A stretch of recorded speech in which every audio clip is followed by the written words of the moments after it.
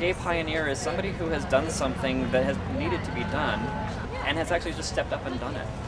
The very first publication was called The Salt Lick, and it was for the Gay and Lesbian Community Center back in the late 70s, done by Babs DeLay. 7.8% of Salt Lakers are openly gay or lesbian. When you pick up a newspaper and you're going to a business because they're in the newspaper, you're really thanking them for their support. You actually do say, hey, I'm thanking you for supporting a gay and lesbian organization or a gay and lesbian business. Talk to your neighbors, talk to your family, and tell them what's important to you and why is it important.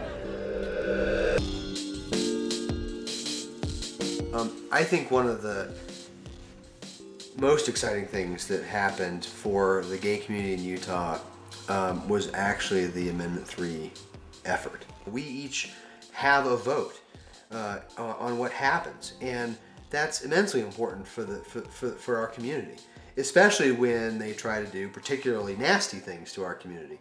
If it hadn't have been for the amendment, you know, those conversations probably wouldn't have happened. There are still states in the country that don't have an openly gay legislator and never have, like Pennsylvania. I mean, my God, Pennsylvania. They're not discriminating in the abstract anymore because they have to look across at us, say the same horrible things, and try and pass the same discriminatory laws. And it's harder because now it's not just the gay people, it's Scott and Jackie and Chris.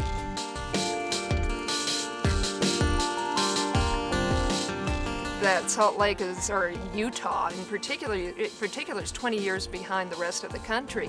I say, oh, but no, not Salt Lake City. We are queer and we're normal at the same time. And that's why I think the two pieces need to happen. We're just as boring as straight people. But there's a lot of insecurities, and a lot of the time when I'm walking down the street, people will call me sir, and then they'll hesitate and call me ma'am and sir and ma'am, and they don't really know how I identify. Whatever label you want to attach to yourself, what fits for you. So I think it's that sense of individuality that I find it really important. Besides the transgender youth group, we have other support groups like the Working It Out workshop, which is a 6 to 8 week program, and that's for youth that are coming out or having troubles with their gender identity and such like that. Jennifer Nuttall, she's my hero.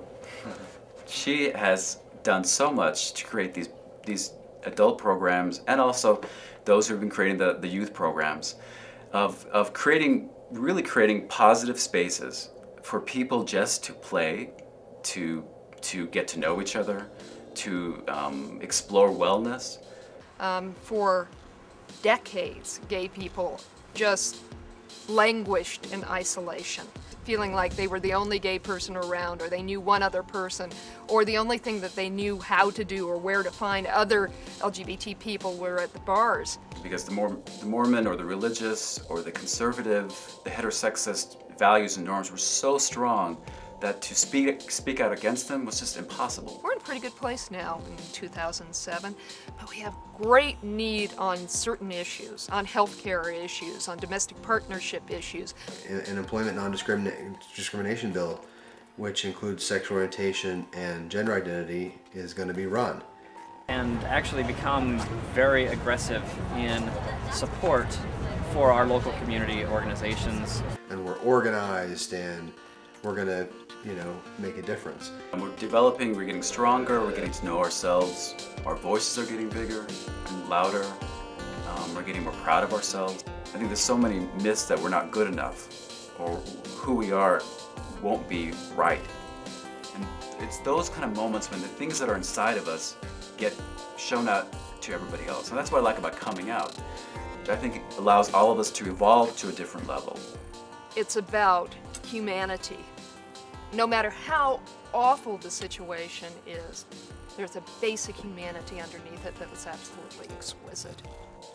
And I think the more the gay community as a whole can get together and start dispelling that myth that we can survive by being awkward, we can survive by not knowing all the answers, we can thrive by being real, by showing all of our faults, and then realizing they're not faults, they're just parts of being human. Driven by something for the good of the community. And that's fabulous.